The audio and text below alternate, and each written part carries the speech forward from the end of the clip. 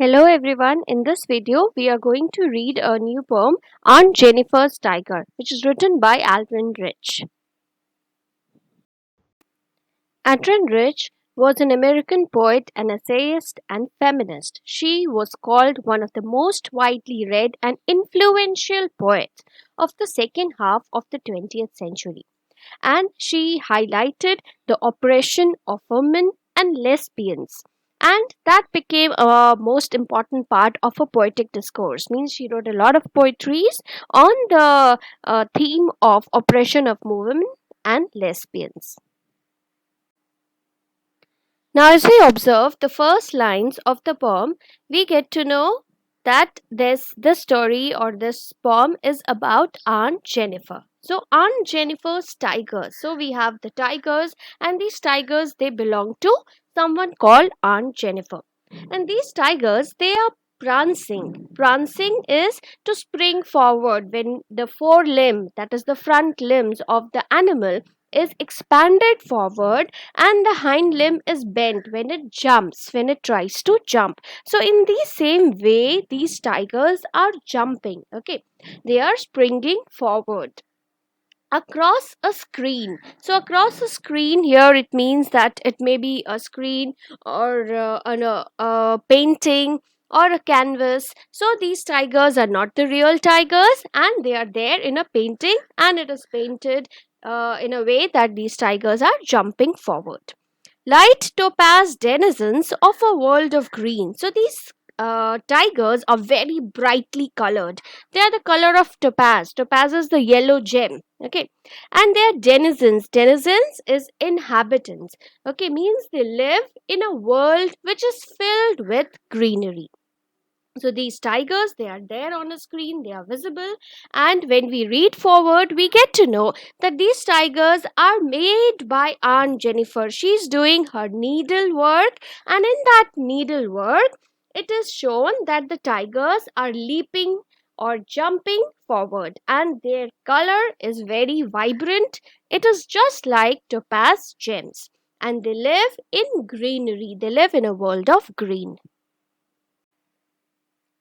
The next line says that they do not fear the men beneath the trees and they pace in sleek chivalric certainty. So here the poet is talking about these tigers, Aunt Jennifer's tigers, which she has created in her needlework. So these tigers are very brave and they do not fear the men who are standing under the trees. So usually we have never heard that the tigers are afraid of men, but here in Aunt Jennifer's life, in Aunt Jennifer's picture that she's creating through her needlework, she shows that these tigers are very fearless and they are not even scared of the men, and they are walking in sleek chivalric certainty. Sleek chivalric certainty means in a very proper gait they are moving forward just like a soldier, just like night, they are moving forward and they are not afraid of anyone. The next line says that Aunt Jennifer's fingers fluttering through her wool. Means Aunt Jennifer, while she's doing her needlework, while she's making these beautiful tigers, her hands are fluttering, her fingers are trembling while she's handling her wool. Means she's doing the needlework with bright colored wool. And while she's doing that, her fingers are shaking. And for her, even the ivory is a type of material which is made from elephant's tusk. So that ivory needle, which is very thin, a needle is very thin. So for her, that ivory needle is very, very difficult to pull. So here the poet wants to define about Aunt Jennifer's nature, that Aunt Jennifer is really scared of her husband, and while she's doing her embroidery her fingers are shaking and it is very difficult for her to do her work, to pull the very thin needle that she's doing the embroidery with. The next line, the massive weight of Uncle's wedding band. Uncle's wedding band here refers to the wedding ring that she is wearing. wedding ring is usually given by the husband on the wedding day. So for her, it carries a lot of weight, massive weight, sits heavily upon Aunt Jennifer's hand. So here the poet wants to tell that the ring, the wedding ring which she has received on her wedding day, that is not a beautiful gift anymore by her husband, but that is a burden, because her husband tortures her, and her married life is filled with a lot of difficulties. Her fingers are trembling, and this we can relate to the bad experiences in the form of torture that she has been subjected to. And from this we get to know that she's dominated by her husband and she's having a very bad married life, because the wedding ring appears to be like a big trouble for her, appears to be really very heavy. It is a burden which is very difficult for Aunt Jennifer to carry. So, before moving forward, we will discuss the contrast that we observe between Aunt Jennifer and the needlework that she's creating. Aunt Jennifer, we get to know that her fingers are trembling, the wedding band is very heavy for her to wear. But here, what she is making in her needlework is the fearless tigers who are not even afraid of the men, who are not even afraid of the patriarchal society, and they are moving forward just like a soldier, just like a knight. So this is her dream, which is presented in the form of needlework, in the form of tigers. The last paragraph says that when Aunt Jennifer is dead, her terrified hands will lie, still ringed with the ordeals she has mastered by. So, even when Aunt Jennifer is dead, her hands will look terrified, and it will still be ringed. Ringed means it will still be marked with the ordeals, with the problems that she has mastered. So, she has undergone a lot of problems because of her married life, and those signs of those ordeals will still be visible in her terrified hands. And the tigers that she has made in her panel, that means the work of art that she has created, that will continue to reflect her dream. We can see these lines: the tiger in the panel that she had made will go on prancing, proud and unafraid, means the dream which she has expressed in the form of needlework, they will always portray her desire for living a fearless life. So this is the dream of Aunt Jennifer, and even when she dies, then her dream will always be there, and it will be visible in the form of the artwork that she has created. So I'll once again summarize the entire poem. As you can see over here, Aunt Jennifer's tigers prance across the screen. So the speaker here, the poet here, describes the tigers, which is produced by Aunt Jennifer by using colored threads, and she uses bright wool. And she does this embroidery work, she does this needlework on a heavy cloth. Now the tigers that she creates, these tigers are moving forward, they are prancing, and they are looking very bright. The background of the bright green forest is created, and these tigers are looking as bright as topaz, the yellow color gems. And this reveals the dream of Aunt Jennifer of a happy life in her needlework. There are also men standing under the trees, but the tigers do not care for the men, and they move on to their goal very boldly and very smoothly. And Jennifer, she finds it really very difficult to make this picture, to do this embroidery using the ivory needle.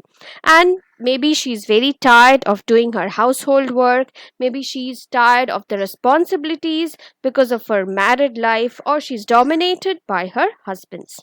Overall, she is very terrified and her hands are quivering, and she's not able to do the needlework.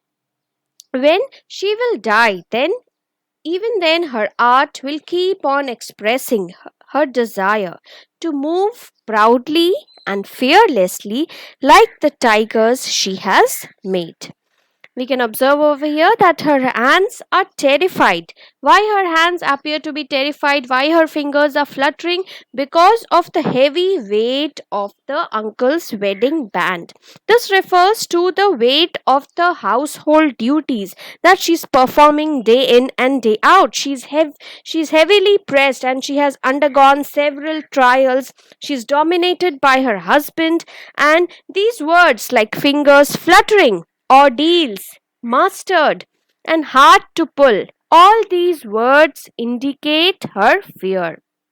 The uncle's wedding band, this heaviness of uncle's wedding band, this suggests that Aunt Jennifer is facing a lot of trouble and she has to really do a lot of things to fulfill the husband's need, to fulfill his commands, and she is almost trapped in her marriage. This word ringed over here, word ringed, it can have two meanings. The first is marked, her hands will always be ringed or marked with the ordeals, or it also means to be controlled like an animal. Like an animal is ringed, the nose of the animal is ringed just to control the animal so that the animal can be pulled.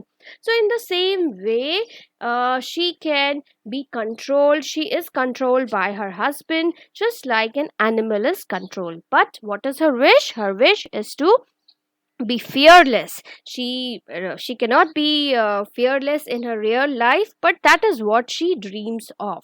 In her real life, she's quite a coward and she's perhaps totally dependent on her husband, but she uh, wishes that she could live a life in which she's fearless and she's very brave like the tigers which she has created in her needlework. Okay, now we'll have a quick look at the poetic devices. Here we can see in the third line, they do not fear the men beneath the trees and they pace in sleek chivalric certainty. So the first word is they for both the lines. So the poetic device that is used is anaphora. Anaphora is the repetition of the first part of the sentence. To create an poetic effect, the first word or the first part of the sentence is repeated. So here they is repeated, so we can say that anaphora poetic device is used. Second, we can see in chivalric certainty. Chivalric certainty, the sound of consonant C is repeated, so we can say that alliteration is used. In the next line, we can see fingers fluttering. Here, the consonant F sound is repeated, fingers and fluttering, so we can say it's alliteration. And then the line, the massive weight of uncle's wedding band. Here, hyperbole has been used. Hyperbole is a literary device in which specific words and phrases are used to exaggerate or overemphasize the basic statement. So, here the writer wants to say that the uncle's wedding band, it is very symbolic because it is very heavy. He wants to show that the Aunt Jennifer is facing a lot of difficulties, a lot of problems because of her wedding, and that's why he exaggerates this whole thing and he says that the massive weight of uncle's wedding band sits heavily upon Aunt Jennifer's hand. So we can say the poetic device used is hyperbole.